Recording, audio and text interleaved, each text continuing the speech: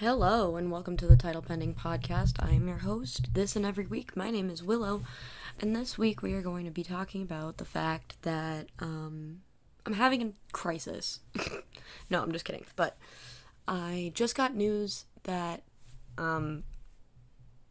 I could be making moves somewhere in some field of something, and it's just exciting. Nothing is anything yet. Nothing means anything yet. That's why I'm being very vague, and I don't want to jinx it, because for some reason I still kind of believe in that kind of shit. But, we're just gonna pretend that, I'm not freaking out about something completely irrelevant to what I actually wanted to talk about this week. Welcome to the podcast, everybody. I'm so sorry it's so late. I've had a difficult and very, very busy weekend, and I usually get these up on Sunday nights or Monday mornings, and I just failed this week, and I'm very sorry about that. But I do have a topic, and I do have things I want to talk about, and my brain's all over the place now, but I'm going to do my best to make this coherent. Thank you for being patient with me as I try to do so. Can y'all hear me good? I'll never know. I'll never understand how to actually generate good audio, whether I have, the best equipment or no equipment. I'm so sorry. I just, whacked the microphone. Anyway, I hope everybody had a wonderful, fabulous Halloween. No, we're, 2 weeks after Halloween. Did I even talk about Halloween the last 2 times? I don't even remember, but, I feel like I just went to a Halloween party. But I didn't, I went, whatever, I just went to a concert, though. I just saw Mom Jeans and Hobo Johnson, and it kind of just bummed me out in a weird way. I love Mom Jeans, I do, and their pit was fun, but just the wrong vibe, I think. And then Hobo Johnson came on and I got a whole beer dumped on my fucking head. Not even on purpose, but they dropped it from the mezz. Because I was, towards the back in, under one of the balconies. And towards the end of the set, we have, 2 or 3 songs left. I just feel it. I feel the wetness of it first, and then I'm followed by a plastic cup hitting my head. And the smell of just alcohol and... Oh my god, it was the worst ending to any concert I've ever been to, and I've seen 21 Pilots live 6 times. That was a joke. Also, I apologize because their shows are still really fun, but they're fun to make fun of as well. And anybody who genuinely listens to that band is not going to be happy with me because their fans are scary. Anyway, moving on to the, which is kind of a segue into what I wanted to talk about, which is growing up as an emo kid. You've seen the title of this video, I'm assuming, and if you haven't, that's totally fine. But I had this idea in the shower, as I have most of my good ideas. I was like, I have a lot of stories that I could share, but, a lot that you guys have already been there with me for, especially some of the people who listen to this podcast that I've known for the majority of my internet career. And excuse me while I drink some water.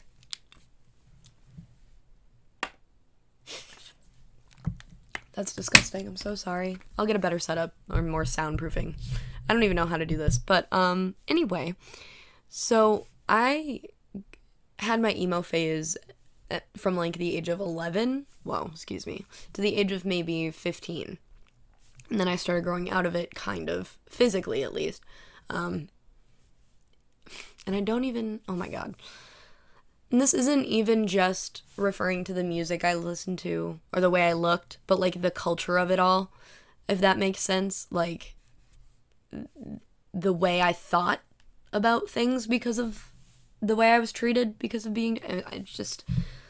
Oh my god, I was a product of my environment, as everybody is, but, I was a special case, and I'm sure a lot of you listening also were, considering, the mutual interests that most of us hold. I do still talk to a lot of the people that I talked to during that phase of my life, and it's so wild to reminisce with them, because they're the only people who get it, and I still haven't met these people in person. It's wild to me to think that, some of my closest friends are people that, like the same music that I do that live hundreds of miles away, if that makes any sense.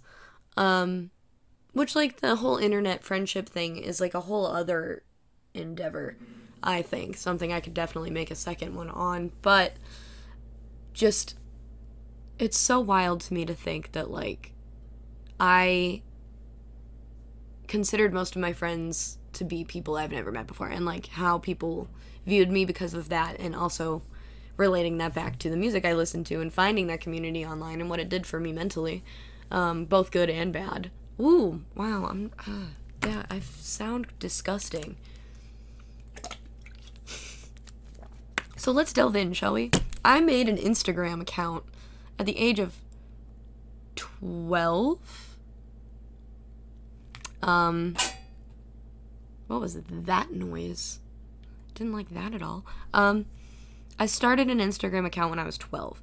I did this because one of my classmates, who I don't really talk to anymore, someone I considered a really, really good friend in middle school, like, we were so close, but, like, we were neighbors, we just had nothing in common, so that's kind of ironic that someone that, like, I don't really share my life with anymore, like, someone I just know is, the reason that my life is the way it is, I guess, in a way. Shout out Catherine if you're listening, that would be kind of funny, but, like, mad cool. I don't know. Like, she's off rowing at, what college is? I'm not gonna dox her, but, like, some cool college. And she's just great. Anyway, nothing like me. But to go from that group of friends to the group of friends I'm gonna share with you is just, it's a wild ride. So I made an Instagram account when I was 12.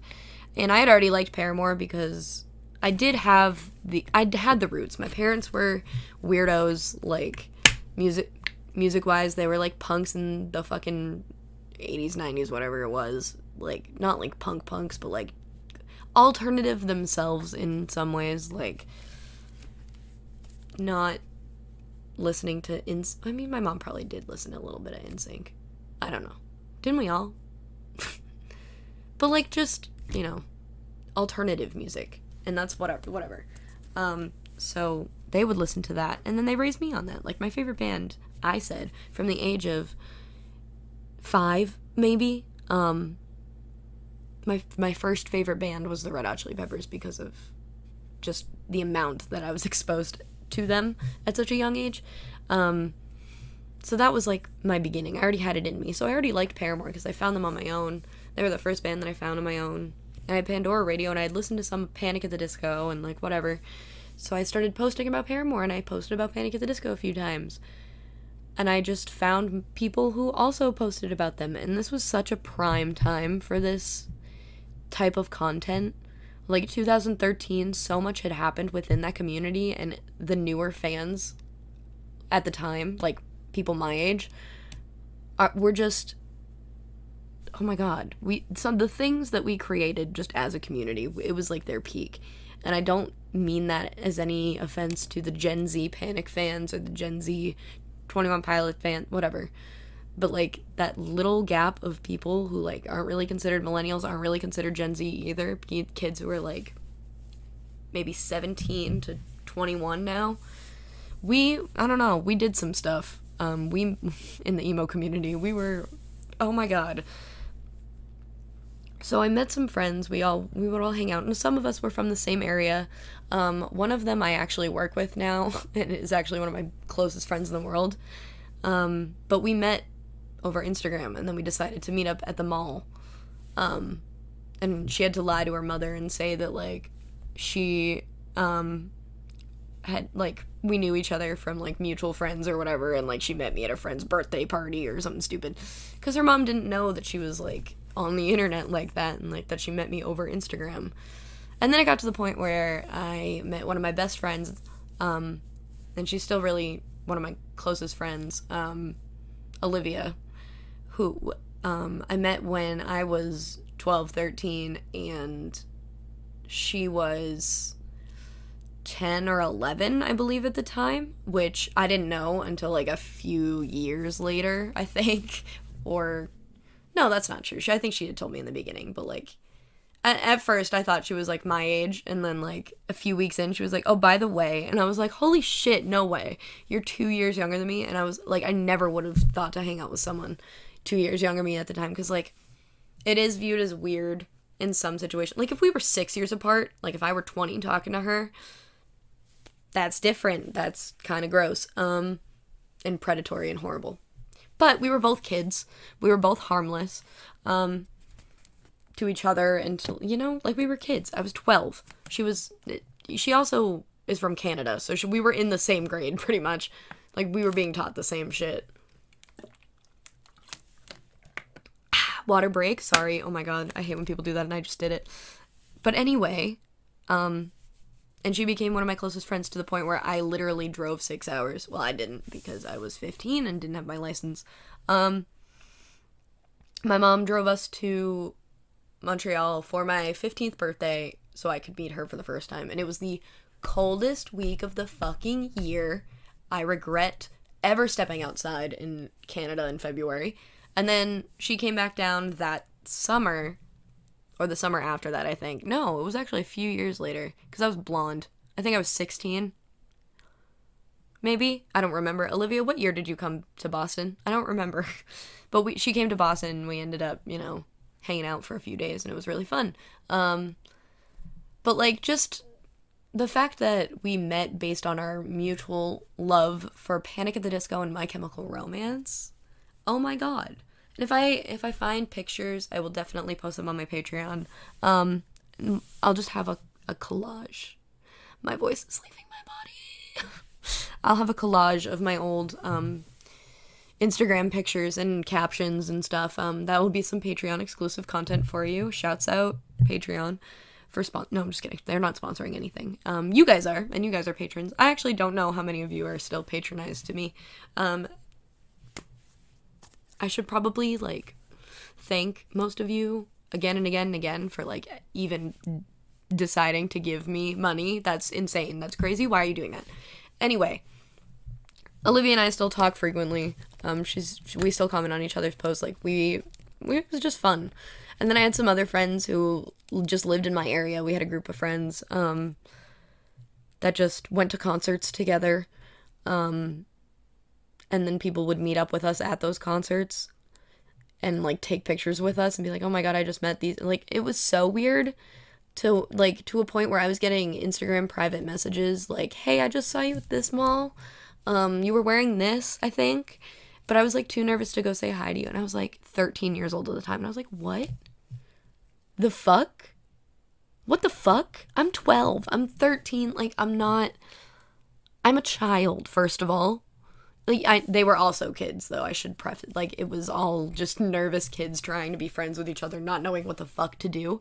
But I was like, oh, you can, like, I'm not gonna, like, hurt you or anything. Like, you can come hang out. Like, I love meeting friends. I didn't see myself as, like, someone that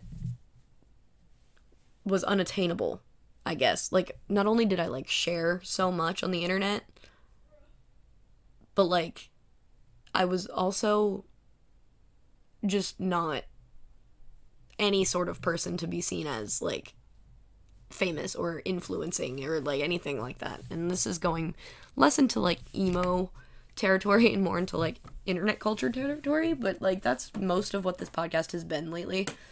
But I, like, in that community with all these, like, little emo kids, myself included, my friends included, like, my real life, like, I've known you for years, friends, not just my internet friends, but, like, to be seen, like, as someone, it's so weird, to be seen as someone to look up to is just so much pressure on a 12-year-old, because I had so much room to fuck up, and I used all of it.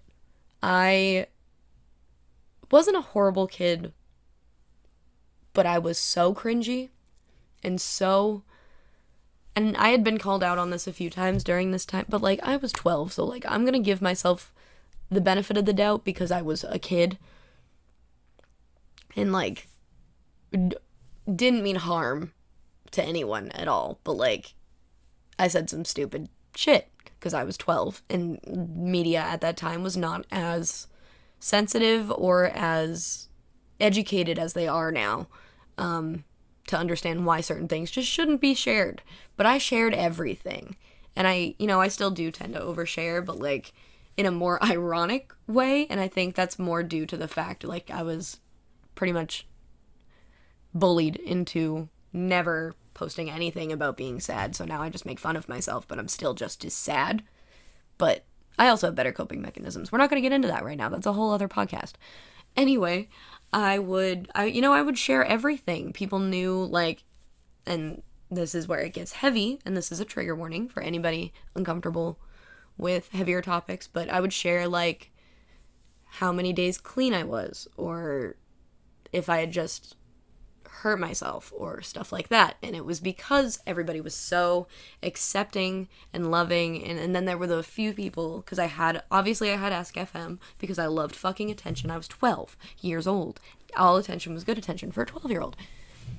But I had an Ask FM, and you could leave anonymous, like, questions, usually, or, like, supposedly, but, like, people would use it to just be so unfathomably evil to each other. And I have no idea what would, I'd never sent a hate message to anybody else. To this day, if I'm going to say something mean to you, I'm going to say it publicly, or I will subtweet you. But I will say it with my face attached to it, so I will own up to it. Like, if someone were to see a subtweet about them and be like, hey, is this about me? I would say yes. But, like, I tweet when I'm angry. I don't use names. I don't try to expose anybody like that. But if I'm angry, I will tweet my feelings. But that's, like, not what I'm talking about. These were, like, I should kill myself comments. Like, and I know everybody on the internet gets those. But the amount, the velocity, and the, like, density of these insults were insane. They were fucking horrible. And, like, they were just, like, again, let me just remind you, I was 12. What 12-year-old needs to be told that they're ugly and, like, should kill themselves and, like, needs to eat a cheeseburger? Like, I was going through puberty already. I was going through bullying at school already because my hair was bright red and I would wear split pants to school. And people thought that, like, I listened to Marilyn Manson and sacrificed meat on the weekends. Like, no one, but, like, to get this on the internet, which was, like, a safe place for me, and, like, with people that, like, I knew well, regardless of the fact that I didn't know them in real life, and, like, had people who loved me and respected me, and these are people that, like, I had talked to. Like, this wasn't, like, oh, I'm talking to, like, 40-year-old men. Like, no, we had FaceTimed, we had, like, hung out, we had just, they happen to live in different towns, or, you know, I wouldn't have met them if not for the internet. So, like, I was more grateful for those people, and I would always want to be at home on my phone or on FaceTime or on the computer or, like, making videos, which, like, again, a lot of you on this channel have seen this version of me that, like, was so alone outside of the internet and so alone outside of listening to different music and looking different and feeling different from everybody around you. Like, I grew up in a small enough, like, I live in a city, yes, but my suburb, like, where I went to middle school, was so small, and I knew everybody, and everybody knew everybody. Like, it was like a nightmare. I get to high school, and high school's a little better as I'm exiting that phase of my life, and I'm, like, growing up. I had just gotten out of a relationship with my only serious boyfriend. A lot of you know who he is, and he's a piece of shit, and it doesn't matter. But I started to grow into myself a little more during high school, probably because I had people in real life that, like tangible, like, I can see you all the time, people who also understood what I was going through and, like, had their own shit. And, like, you know, I did meet my best friends in high school, and, like, right after high school, so I can't really be the one to be like, oh, high school doesn't matter, because, like, without high school, I probably would have killed myself, if it had gone any different way. You know what I mean? So, like, but going back to, like, having a following, I had fan pages when I was younger, and, like, that, if I had used that following that I had and moved it to this, dude, I would have already, like, exceeded any sort of goal that I have right now, like, long gone. However, it is so difficult now to, like, ever reach that sort of level in a different way. Because media has changed so much. Because, like, when I was 12, Instagram wasn't as vast and dense as it is now. It was, like, a starter app. And, like, there weren't that many people on it. Like, there were, like, relatively, yes, there were a ton of people on it. However, not nearly as many as there are now, obviously. But also, like, Gen Z were, like, 7, 8-year-olds, and they weren't taking over the fucking internet world with, like, all the money that they seem to have from fucking wherever they got it from. Like, iPhone cameras were fine. Using iMovie to edit was fine. Playing background music from a stereo was fine. Like, yeah, you would get copywritten, but, like, doesn't matter because you're not making money anyway. You're just there for the, like, if I had monetized that, like, minus the background music and the copyright claims that I got, you know, maybe I'd have 100,000 subscribers at most.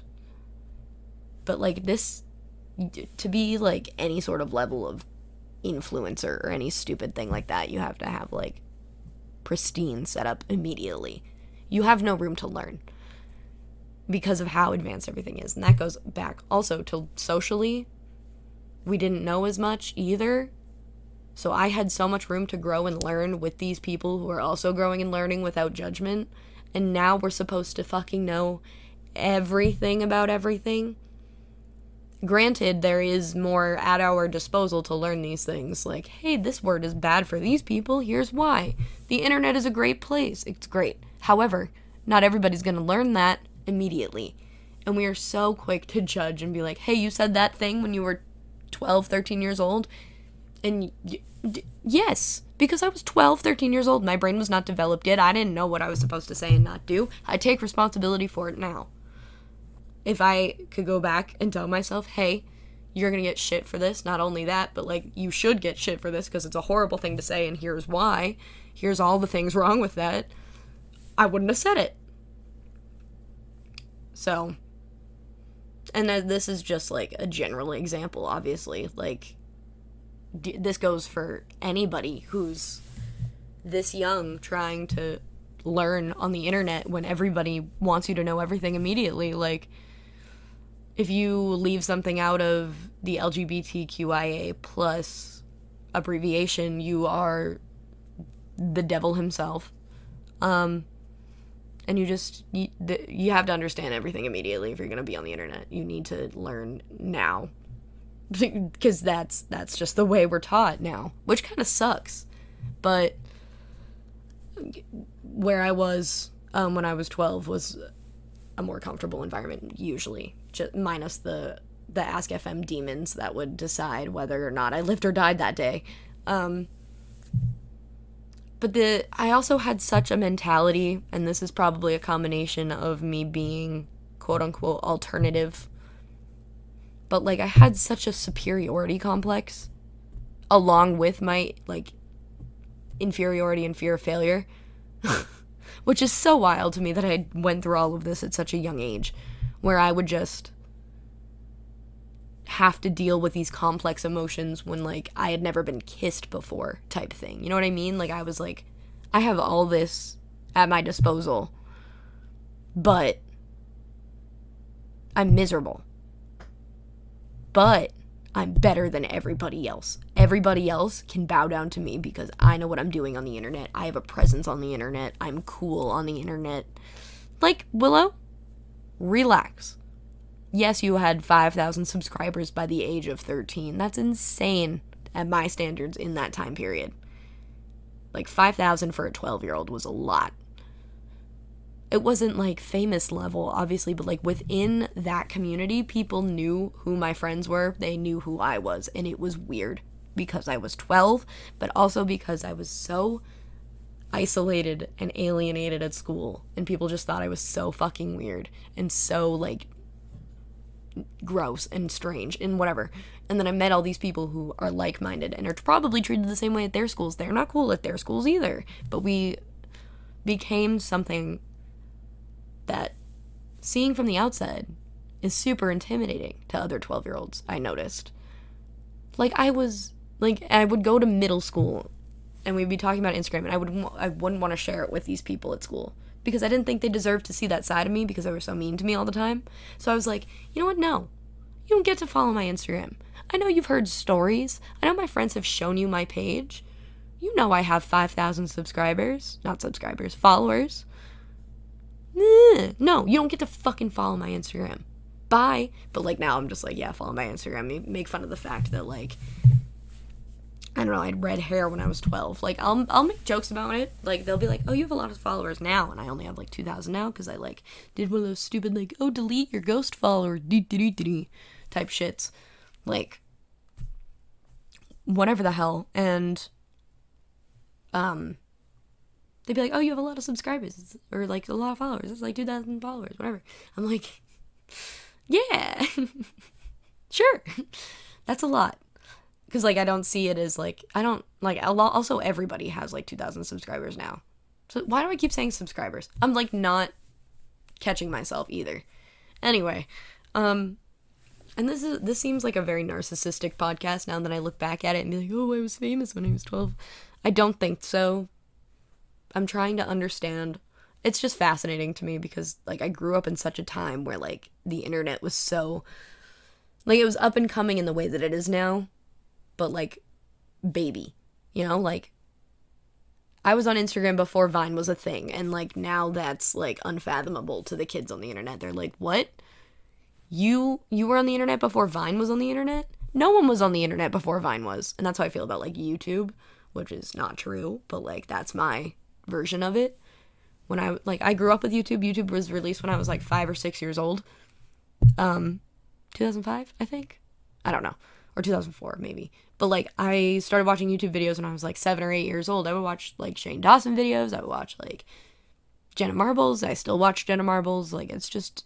And now people are like, oh, I watched, like, these people on Vine. Blah, blah, blah, blah. And I'm like, who? What? I don't understand. And, like, I just feel old now. And, like, I'm trying to catch up with how the internet works. And I'm only 19 years old. And I'm, like, losing it. But, like, there's also my generation still on the internet in the corner being like, hey, like, we did this first. Like, we just, like e-girl culture. I made a video about e-girls because I wanted to be relevant. And then I realized that I was just dressing how I was dressing when I was 13 years old. I did it first. I don't want to be that type of person. Enjoy whatever you're doing with your fucking childhood. I loved being the way I was when I was 13. Like, I thought I was so cool. I was like, my hair is red, and it's long, and it's layered, and I wear split pants and band merch, and I have so much band merch, and most of it was Christmas presents because I don't have a fucking job because I'm a kid. And also, I don't know how to wax my eyebrows. But overall, minus being severely depressed, being an emo kid on the internet was fun. And now I'm an emo kid on the internet with podcast. So I guess I developed well enough because podcasts are a thing now that people actually enjoy. And I love that because I also enjoy podcasts a lot. You probably aren't enjoying this one because my voice sounds like my throat got run over by a pickup truck. But we're working towards something. Anyway, if you do want that Patreon exclusive content of my scene kid collage, please let me know. I will dig up as many photos as I possibly can. And I really appreciate anybody who's, like, still friends with me after that phase of my life. I know I was, like, severely cringeworthy and said, like, I called my followers whores, like, unironically. Like, people would name their followers and my followers were whores. Why? That's so fucking, like, aggressive. Like, whore's not a bad word. Like, I'm not, nothing against actual whores. That, whatever. I'm not whore shaming anybody. But, like, for a 12-year-old to call other 12-year-olds whores just for the fuck of it, for no other reason other than, like, it's edgy. Why did I do that? Why did I fucking do that? Oh my god. And then I would make, like, edits and write motivational speeches. They weren't poems yet. It was before I had any writing skills and just had a lot to say and didn't know how to say it. So it was all very literal, and they were all more like essays about how to believe in yourself. Like, they were written like preachy TED Talks, but, like, people loved them because we were all 12 and we didn't know what, like, real writing was, before Button Poetry decided to open my eyes to real slam poetry, and I actually started writing real slam poems. But I, like, people would, like, repost my captions and be like, Willow said this, and, like, it's awesome that my writing could affect someone like that at that age, because, like, I was in a dark place for a lot of the time that I was writing. So I was coping with my own shit, and for that to touch someone else is awesome, and that's not what I'm saying, but, like, again, the level to which people just read what I said, and, like, it resonated with them, and, like, they had to say something, it's just so unfathomable to me. It's so wild, because, like, it's such a contrast between that. I think that's the point I'm trying to make. How my life on the internet contrasted so deeply with my real life. And, like, how no one really wanted to listen to anything I had to say. I was very outspoken in middle school, very outspoken in high school. Like, before people decided they wanted to listen to anything I had to say. But, like, on the internet, everybody wanted to know what I had to say. And that's still kind of how my life is right now. Which is why, like, this news that I got, like, 10 minutes ago is, like, freaking me out. Because it's real life good stuff. And I'm, like, scared to, like, fail at it because people can actually see me. But I'm filled with self-doubt because of how I was treated until I was on the internet, and then filled with, like, some sort of weird ego trip that I could do anything I ever wanted. And maybe that's a representation of my mental illness as well.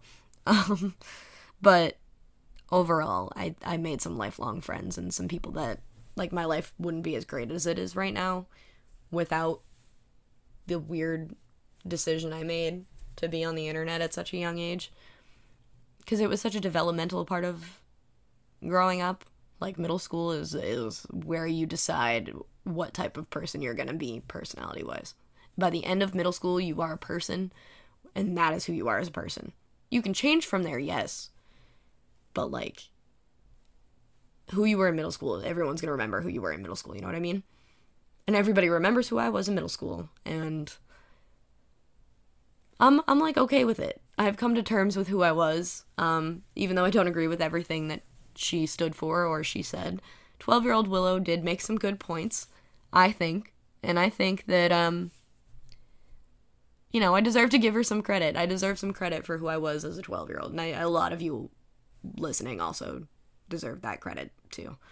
To be in such a vulnerable place and to, like, post everything you need to say on a platform for everyone to see is incredibly brave to do, I think, especially when you're so young, because, you know, the internet's the internet, obviously, like, it's out there forever, people are gonna see it forever, and to give access to such a permanent thing to someone who is not yet set in their morals, or, you know, their manner, their demeanor. They're not ready to confirm who they are yet.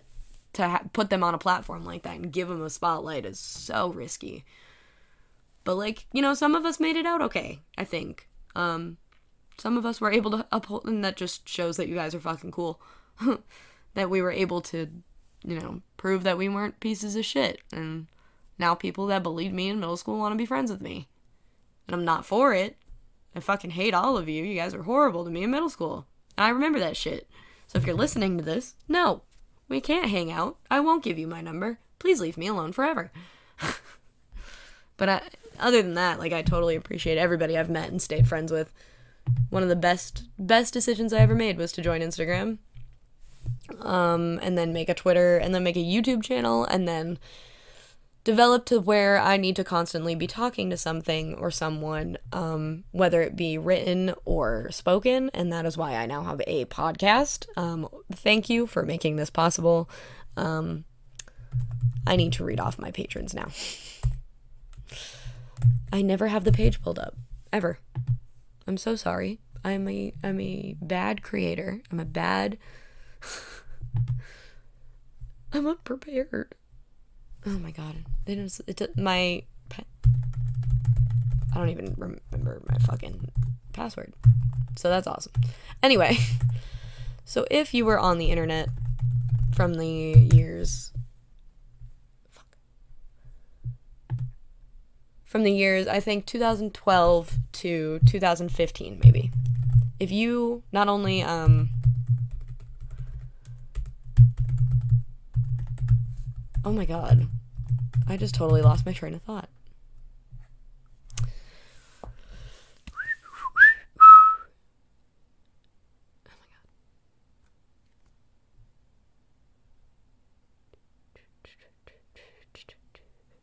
I guess I'm just gonna do it on my phone because I'm literally the most unprepared person in the fucking world.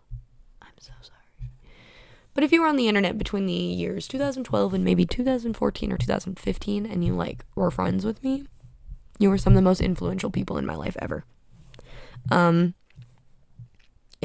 I feel as though recognition needs to be not portrayed. What's the word I'm looking for? Expressed.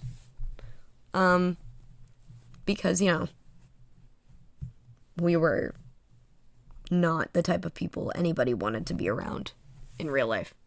We were just not the people liked. At least in my experience, I guess. Which sucks, but here we are now. We doing things. We're in college. Some of us, others are not. And that's totally fine. And a whole other podcast on how I really didn't think I was going to live this long and have to figure out my entire life on a whim. Please.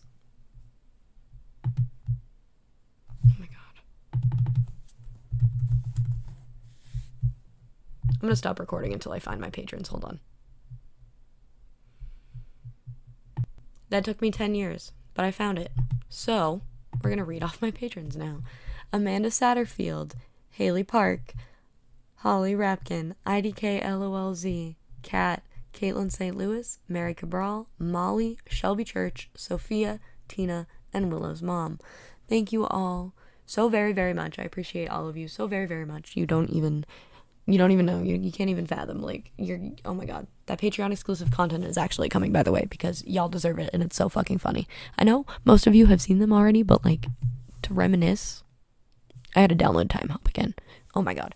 A project for myself. Anyway, thank you all so very much for listening. I will see you, hopefully, next week on time. So, thank you for just, being here. All my links are in the description if you want to find anything before I post on Patreon, or if you want to subscribe to my Patreon, that would be fucking schlitty. Thank you so much, and I'll see you guys, or hear you guys next week. Okay, bye.